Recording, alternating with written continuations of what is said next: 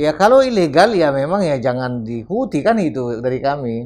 Kegiatan ilegal tentu menghasilkan hasil ilegal kan Hmm. gitu. Jadi dan yang menjadi perhatian kita di kegiatan ilegal ini ya tidak terjamin perlindungan konsumennya, Hmm. perlindungan dari sisi lender atau perlindungan dari sisi peminjam, Hmm. borrower.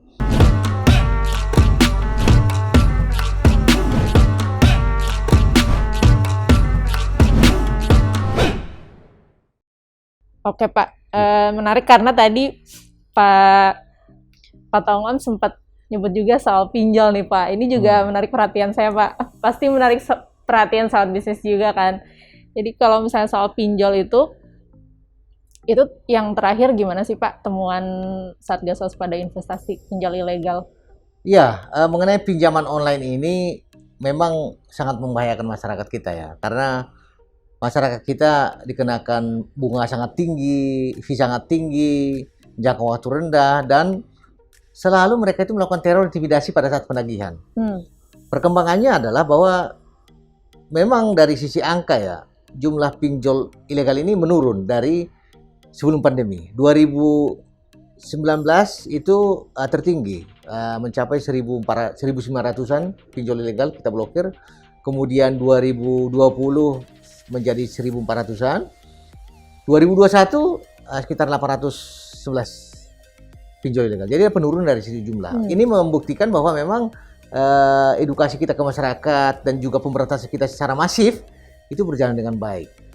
Nah, yang menjadi perhatian masyarakat kami sampaikan ya, ciri-ciri dari pinjol ilegal ini yang selalu merugikan masyarakat adalah tidak sesuai dengan apa yang diperjanjikan pada awal. Contohnya mereka memperjanjikan kita pinjaman 1 juta, bunganya 0,5% per hari, jangka waktunya 90 hari. Tapi pada saat setelah deal, itu bisa saja yang kita terima hanya 600.000, bunganya 4% per hari, dan jangka waktunya hanya 5 hari. Bayangkan bisa apa kita 5 hari untuk bayar utang? Gajian kita sekali sebulan. Iya betul Nah ini. Pak. Kemudian juga mereka itu selalu meminta kita untuk bisa mengakses semua data dan kontak di HP. Di sini malah petakannya sebenarnya. Karena apa? Kekuatan dari pinjol ilegal ini adalah di data kontak HP. Apabila mereka sudah memiliki data kontak di HP, inilah menjadi kartu truf bagi mereka untuk melakukan teror intimidasi. Karena teror dan intimidasi itu bukan hanya kepada kita sebagai peminjam, tetapi kepada semua data dan kontak di HP itu dilakukan teror intimidasi. Ini sangat membahayakan dan sangat merugikan masyarakat. Ini yang harus kita basmi. Oleh karena itu kami dari Satgas Waspada Investasi meminta masyarakat apabila meminjam secara online ada 4 tips yang kami sampaikan. Yang pertama adalah pinjam hanya pada fintech atau pinjaman online yang berizin di OJK. Saat ini ada 103 pinjaman online yang berizin di OJK. Daftarnya bisa dilihat di website ojk.go.id atau di berbagai media sosial OJK. Nah, masyarakat diminta kasih waktulah dulu 2 menit, 3 menit untuk mengakses apakah pinjol ini legal atau enggak. Atau pinjam saja dari salah satu di 103 itu. Jangan di luar itu, karena di luar itu adalah ilegal. Itu yang pertama. Yang kedua, masyarakat diminta untuk meminjam sesuai dengan kebutuhan dan kemampuan bayar. Artinya jangan sampai kita meminjam di luar kemampuan kita membayar kembali. Dan jangan meminjam untuk menutup utang lama. Gali lubang tutup lubang. Jadi masyarakat pada saat pinjaman pertama gagal bayar, jangan coba-coba meminjam untuk pinjaman kedua membayar pinjaman pertama. Itu yang kedua. Yang ketiga, sedapat mungkin pinjaman itu digunakan untuk kepentingan produktif, untuk mendorong ekonomi keluarga. Jangan untuk beli-beli barang yang harusnya bisa ditunda. Nah, ini sangat berbahaya tentunya. Yang keempat, sebelum meminjam pahami dulu syarat, ketentuan, risikonya, kewajibannya. Jangan setelah meminjam menyesal. Jadi ada 4 tips yang kami sampaikan kepada masyarakat apabila ingin meminjam. Kemudian kami juga menyampaikan kepada masyarakat yang sudah terlanjur meminjam secara online dengan pinjol ilegal, kami sampaikan tips ya. Yang pertama, laporkan kepada Satgas Waspada Investasi melalui email waspadainvestasi@ojk.go.id agar kami lakukan pemblokiran dan pengumuman ke masyarakat. Kemudian yang kedua, hentikan meminjam kembali dengan sistem gali lubang tutup lubang. Kemudian yang ketiga, apabila sudah mendapat teror intimidasi, kami minta masyarakat yang pertama, blokir semua nomor kontak HP itu. Kemudian yang kedua, sampaikan pemberitahuan kepada semua nomor kontak HP kita untuk mengabaikan pedagang-pedagang seperti itu. Kemudian yang ketiga, lapor ke polisi. Nah, ini penting nih, karena ini tidak pidana. Teror intimidasi itu tidak pidana, harus lapor ke polisi. Dan yang keempat, ya jangan pinjam lagi lah dari ilegal kan. Oke, ingat ya sahabat bisnis, ada 4 tips dari Pak Tongam nih soal pinjol ilegal. Saya tuh penasaran Pak, sebenarnya kalau pinjol ilegal itu dia tuh bisnisnya tuh apa sih gitu? Karena kan kalau misalnya platform pinjol yang legal itu kan udah ketahuan ya, dia menyalurkan dana terus dia mengutip bunga dari situ. Tentunya kalau misalnya pengembalian dananya lancar gitu, dia kan dapat pokok sama bunganya ya Pak. Nah bunganya itu penghasilan dia. Nah kalau si pinjol ini kan dia bunganya tinggi sekali ya, dan belum tentu si peminjam dananya itu bisa mengembalikan. Terus sebenarnya dia tuh dapat uangnya dari mana gitu Pak? Saya sampaikan dulu ya, bisnis proses dari pinjol yang legal, yang berizin di OJK. Pinjol ini berbeda dengan bank. Kalau bank, dia menghimpun dana masyarakat dalam bentuk tabungan, deposito, giro. Dia masuk ke pembukuan bank, kemudian bank memberikan kredit ke masyarakat, pinjaman ke masyarakat. Kalau pinjol yang legal berizin di OJK, dia hanya sebagai perantara, platform. Dia tidak memberi pinjaman, tapi menjadi perantara antara pemberi pinjaman dengan penerima pinjaman. Dia menghubungkan, dia dapat fee. Jadi dia bukan pemodal. Tapi pemodalnya dan investornya adalah pemberi pinjaman dihubungkan ke penerima pinjaman. Itu yang pinjol yang legal. Makanya peer to peer ya peer Pak. To peer. Iya, peer dia to ada di peer, tengah ya. Tapi yang ilegal ini, ya memang dia ini ya dia sendiri yang punya modal, dia sendiri yang menyalurkan. Jadi memang secara peraturan perundang-undangan, pinjol ilegal ini bukan pinjol online, bukan peer-to-peer lending, bukan. Karena tidak ada peer-to-peer-nya di sana. Dia hanya sepihak melakukan kegiatan atas dasar uang dia, pinjam ke orang dan dapat fee dia, dan dapat bunga dari peminjam ini. Jadi ini yang menjadi perhatian kita. Jadi pinjol ilegal bukan peer-to-peer lending, tapi pinjol ilegal ini adalah kegiatan ilegal yang dilakukan dengan memberikan uang dia sendiri kepada masyarakat dengan bunga tinggi, fee tinggi, jangka waktu yang sangat rendah. Nah, ini perbedaannya. Ini menarik juga karena terakhir di Oktober 2021 itu sempat ada penggerbekan ya Pak ya. Nah itu kan ada selain ada pinjol ilegal, tapi ada juga ternyata penagih-penagih utang yang terkait dengan pinjol ilegal, tapi ternyata dipakai juga untuk entitas yang legal gitu. Itu gimana Pak? Itu sebenarnya temuan yang baru atau memang? Iya, ini memang menarik ya. Harusnya kegiatan-kegiatan yang legal itu tidak memfasilitasi kegiatan ilegal, dan kami Satgas Waspada Investasi juga menghimbau pelaksana kegiatan dari penagihan pinjaman ini yang legal ya, hanya melayani fintech lending yang legal tentunya. Nah, temuan-temuan bahwa di dalam proses hukum ada tenaga penagihan yang legal melayani juga kegiatan-kegiatan ilegal, ini memang harus diproses hukum ini, karena ini tidak pidana. Jadi jangan dikasih ampun orang-orang seperti ini. Jadi jangan sampai ini merusak kepercayaan orang pada pinjol yang legal. Jadi kita ingin membangun kepercayaan itu dengan membangun ekosistem yang benar, kan gitu. Di sana ada penagih pinjaman tentunya, yang juga memang dia harus berkomitmen untuk melakukan kegiatan sesuai dengan kode etiknya. Oke. Kalau dari temuan yang terakhir, sebenarnya kalau fintech itu kan dari 2018 ya Pak ya, kurang lebih mulai tumbuh gitu. Selama itu ada nggak sih Pak temuan-temuan di lapangan, misalnya modus-modusnya, terus juga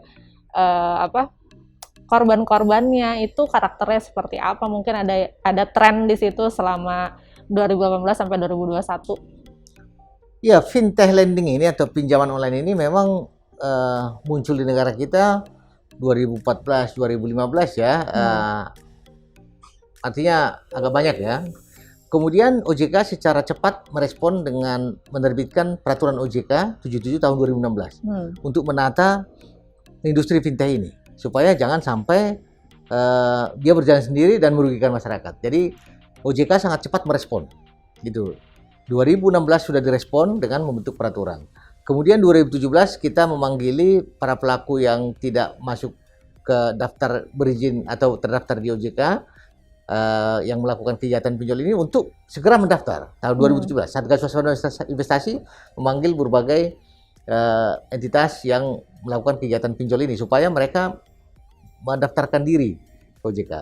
Tetapi ada beberapa yang tidak mendaftar juga 2018. Kemudian 2018 kita sudah harus bertindak. Mulai 2018 Satgas Waspada Investasi sudah melakukan penghentian kegiatan pemblokiran pinjaman online ilegal ini. Sampai dengan saat ini 2022. Jadi kita kasih waktu dulu 2017 untuk menggiring mereka masuk. Tetapi mereka yang tidak masuk di terdaftar di OJK kita hentikan sejak 2018. Nah, mengenai para masyarakat yang jadi korban ini memang kita lihat dari dua sisi tadi. Ada memang korban yang memang tidak tahu ya bahwa itu ilegal pada saat mereka butuh uang, tidak dapat uang dari mana-mana. Kemudian mereka dapat SMS, dapat link atau dapat aplikasi pinjol, mereka isi data dan dapat pinjaman, terjebak. Itu ada seperti itu. Tapi ada juga masyarakat kita memang yang memang sudah tahu bahwa itu ilegal, sudah tahu. Ini indikasinya kita lihat dari adanya masyarakat kita yang meminjam dari 10, 20, bahkan ada seorang ibu meminjam dari 141 141, Pak. pinjol ilegal. Ini memang makanya indikasi kita katakan dia udah tahu itu ilegal karena sistem gali lubang tutup lubang tadi. Jadi dia minjam dari mana-mana nggak bisa lagi dapat, dari tetangga, dari mertua, dari mana. Ya akhirnya terjebak di situ. Nah ini sebenarnya yang perlu kita respon bahwa edukasi yang sangat masif pun kalau memang sudah sangat kebutuhan yang sangat mendesak untuk mereka dan mereka tidak bisa akses ke mendapatkan pinjaman dari yang legal atau dari yang lain-lain, ini memang perlu peningkatan inklusi keuangan lah masyarakat. Inklusi keuangan ini bukan berarti hanya dari sektor-sektor keuangan saja, juga dari contohnya koperasi ya. Menjadi anggota KSP itu bagus. Jadi masyarakat kita dorong juga menjadi anggota KSP di mana mereka pada saat mereka butuh uang bisa meminjam dari KSP, bukan dari fintech ilegal. Nah ini perlu kita bangun juga industri KSP ini ya untuk memberikan bantuan kepada masyarakat karena prinsipnya gotong royong kan gitu kan. Jangan sampai hilang budaya kita gotong royong ini dengan pinjol-pinjol ilegal ini. Nah, itu. Jadi kita tetap bangkitkan sebenarnya. Oke. Saya tertarik buat tahu lebih lanjut tentang ini, Pak. Tadi kan Bapak bilang 2018 itu pokoknya dari 2015 terus ke 2018 itu berkembang terus sampai OJK akhirnya mengeluarkan aturan, terus juga dari Satgas Waspada Investasi juga melakukan penindakan. Nah, gimana sih sebenarnya bisa membedakan bahwa ini pinjol ilegal dia nggak akan berusaha untuk mengikuti aturan, dan pinjol yang belum dapat aturan tapi dia berupaya untuk memproses gitu untuk mendapatkan izin dari OJK. Dan gimana sikap kita misalnya kalau misalnya fintech itu kan berarti ada lender dan borrower ya Pak ya. Nah sikap kita tuh harus gimana tuh Pak kalau misalnya kita ternyata berhubungannya sama mereka yang belum dapat izin, yang satu memang nggak dapat izin, nggak berniat untuk dapat izin, yang kedua yang dia berproses gitu mau tapi dia emang belum dapat izin sih tapi dia berproses gitu, itu gimana Pak? Prinsipnya semua perusahaan pinjaman online ini harus berizin ya, terdaftar atau berizin dulu, terdaftar dulu baru berizin. Oleh karena itu semua kegiatan pinjaman online kalau belum ada tanda terdaftar walaupun sedang proses perizinan dia harus hentikan itu, tidak boleh sebelum dapat tanda terdaftar dulu ya. Jadi nggak boleh. Jadi semua kegiatan-kegiatan ini kalau dia melakukan dulu kegiatan tanpa dapat terdaftar atau izin dari OJK, ya kita blokir tentunya, kan gitu. Jadi jangan sampai dia kira kami sedang mengurus izin, nggak bisa, hentikan dulu kegiatannya. Seperti itu. Jadi ini kita hentikan kegiatannya. Jadi berbagai kegiatan-kegiatan ilegal ini memang ada unsur kesengajaan juga dari para pelakunya, tidak mendaftarkan diri di OJK ya karena untuk mendapatkan keuntungan yang besar dengan menipu masyarakat seperti itu. Nah, kerugian yang kita peroleh memang banyak juga dari sisi contohnya pendapatan negara, dari perpajakan ya, pajak mereka tidak ya ada potensi yang hilang di perpajakan. Kemudian juga dari data informasi. Kita kehilangan data seberapa besar sebenarnya potensi peminjaman dan jumlah pinjaman yang ada di Indonesia karena ilegal ini ya memang datanya nggak ada. Seperti itu. Dan juga kerugian kita memang masyarakat kita jadi tertekan. Ekonomi tinggi, biaya tinggi dengan bunga yang tinggi dan juga itu tadi secara mental banyak teror intimidasi, sangat merugikan keberadaan pinjol ilegal ini. Oke. Kembali ke yang tadi Pak, ke fintech yang dia sebenarnya belum punya izin tapi sedang berproses gitu. Bapak bilang harusnya dihentikan, tidak boleh melakukan bisnis apapun. Tapi ternyata masih ada mereka ini beberapa platform gitu, bahkan di Instagram udah ada tuh akun para lender-lender yang akhirnya dananya nggak bisa kembali. Saya juga sih punya pengalaman kayak gitu Pak. Nah itu dari aspek perlindungannya gimana ya Pak? Maksudnya dari sisi lender. Oh lendernya?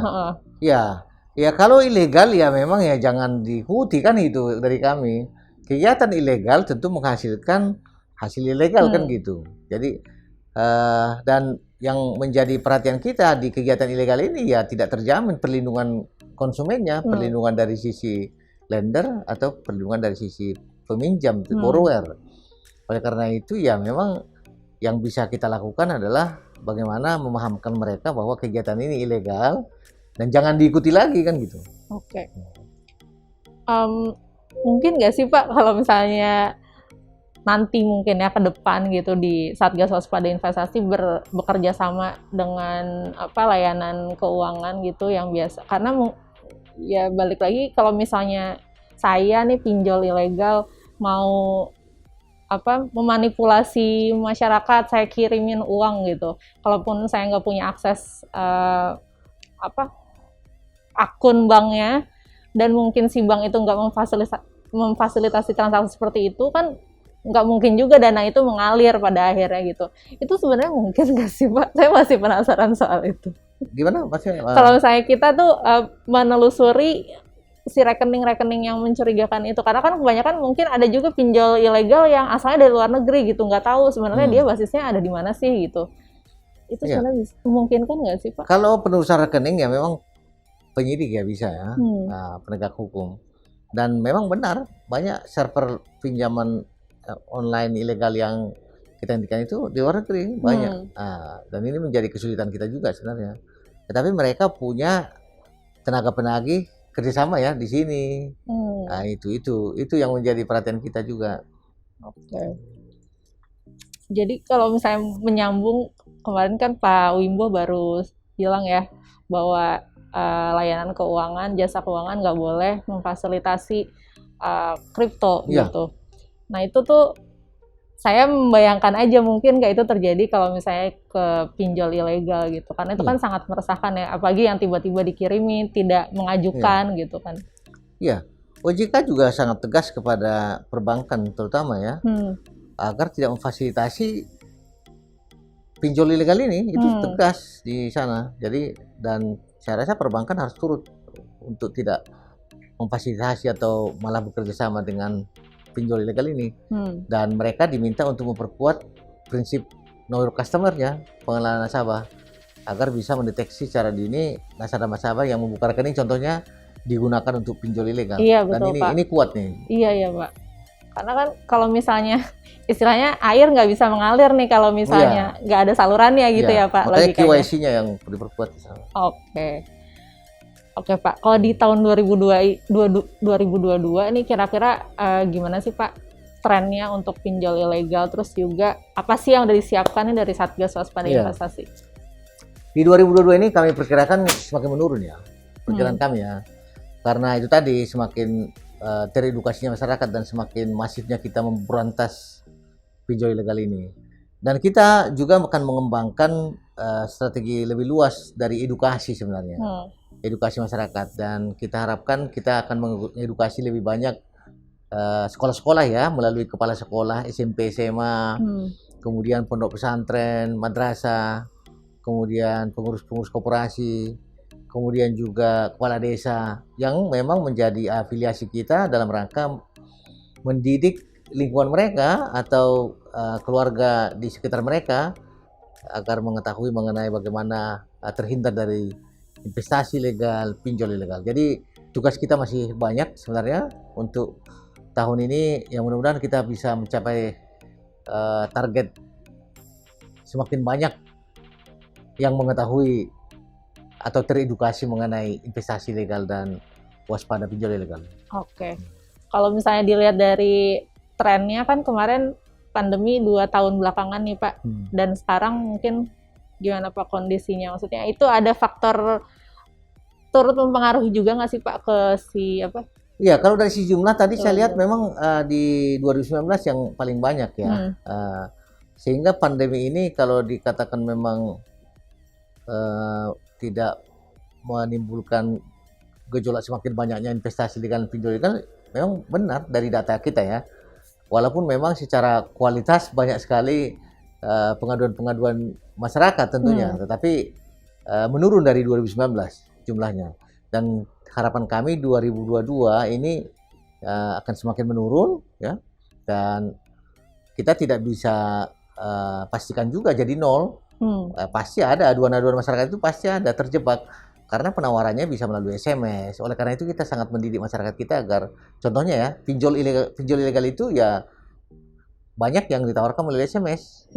Oleh karena itu semua penawaran pinjol melalui SMS jangan diakses, ya itu. Jadi kita harapkan semakin menurun, walaupun memang itu tadi, kalau dari sisi perekonomian masyarakat yang kurang baik, dia butuh uang, tidak dapat dari mana-mana, dan tahu itu pinjol ilegal, ya hendaknya berpikir ulang untuk meminjam dari pinjol ilegal, karena sangat membahayakan. Oke Pak, kalau misalnya terkait dengan kerjasama atau skema-skema pemberantasan, bisa dibilang pemberantasan nggak sih Pak? Yaitu kira-kira gimana Pak di 2022? Karena kan teknologi juga pasti semakin canggih gitu. Ada nggak sih sebenarnya peranti-peranti atau pertambahan personel gitu Pak? Iya, kita memang 12 kementerian lembaga saling bahu-membahu ya, terutama di edukasi tadi, dan juga di dalam pemberantasan peran Kemenkominfo sangat sentral tentunya, karena mereka punya cyber patrol ya, yang memberikan kita data-data mengenai pinjol ilegal terutama. Tetapi kita juga tadi punya aplikasi Awas yang bisa crawling data, mendeteksi secara dini. Dan prinsip kami adalah kami menghentikan kegiatan investasi legal dan pinjol ilegal ini sebelum ada korban atau sebelum ada yang akses. Jadi begitu muncul kita injak, itu strategi kita.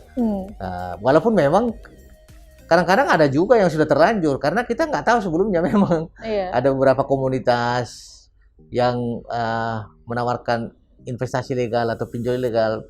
Setelah ada korban baru kita tahu. Nah, ini pasti ada karena kita tidak terdeteksi semua kegiatan di seluruh tanah air tentunya. Oleh karena itu memang itu tadi peran serta masyarakat. Kalau masyarakat melihat ada kegiatan-kegiatan ilegal, kami mohon laporkan ke kami supaya secara dini kita tangani, kita berantas. Oke. Ada ini nggak sih Pak, sempat ada laporan, kalau tadi kan kerugian karena investasi ilegal, kalau kerugian karena pinjol ilegal ada rekamnya nggak sih Pak? Ya tentu masyarakat kita sangat banyak rugi ya, dengan bunga yang tinggi, fee yang tinggi, teror intimidasi. Jadi kerugian material dan imaterial sangat banyak yang tidak bisa dihitung secara angka tentunya karena datanya nggak ada. Tapi itu tadi, ini menjadi pengalaman bagi masyarakat ya. Jangan pinjam di pinjol ilegal karena Bapak Ibu akan dirugikan. Oke, dari tadi kan ada ibu yang pinjam dari 141 platform ilegal. Itu kalau dari bunga yang paling tinggi itu bunganya berapa sih Pak? Ada beragam ya, tapi ibu itu sudah mencapai ratusan juta utangnya jadinya. Padahal mungkin yang dinikmati hanya 10 juta. Karena itu bunga berbunga, gali lubang tutup lubang, di mana kita meminjam itu untuk membayar utang jadinya. Jadi nggak dinikmati. Makanya tadi kami katakan sistem gali lubang tutup lubang juga harus dihentikan. Jadi masyarakat jangan meminjam untuk menutup utang lama. Itu perubahan perilaku yang perlu. Oke, dan itu yang tren dari awal yang masih ada sampai sekarang ya Pak ya? Iya, itu makanya kita berusaha untuk menghilangkan itu dari masyarakat kita. Karena pinjol ilegal ini korban itu banyak karena gali lubang tutup lubang. Itu. Semakin sulit dia keuangannya, semakin dipersulit oleh pinjol ilegal. Diberikan kemudahan tapi untuk menjebak. Jadi itu tadi penting. Pinjaman pertama gagal bayar, jangan coba-coba meminjam untuk menutup itu. Oke, Iya. pokoknya kalau misalnya sobat bisnis berhubungan atau melihat ada gerak-gerik atau aktivitas pinjol ilegal, abaikan aja ya Pak ya, karena nggak bisa lepas kalau Ya. udah sekali. Ya, kalau pinjam itu dari 103 yang berizin di OJK Oke. bisa. Jadi akses ke sana apa aja namanya ada di sana di website ojk.go.id. Di luar itu ilegal. Itu aja prinsipnya. Jadi jangan sampai terjebak dengan ilegal. Pastikan itu adalah masuk dari 103 itu yang berizin di OJK. Dan mungkin yang paling menarik dari poin penjelasannya Pak Tongam adalah kalau misalnya yang legal itu dia peer to peer, jadi si platformnya itu cuma di tengah ya Pak Ya, ya. perantara. Tapi konsep pinjol ilegal itu dia yang emang kasih dana, terus kita harus bayar, pokoknya ikuti semua ketentuannya, nggak ada tuh dana dari luar selain dari si platform itu. Oke Pak Tongam, Oke. itu dulu Pak. Ya. Sangat menarik diskusinya, terima kasih udah meluangkan waktu. Nah Sobat Bisnis, sekian diskusi kita kali ini dengan Talks edisi finansial. Sampai ketemu di edisi berikutnya.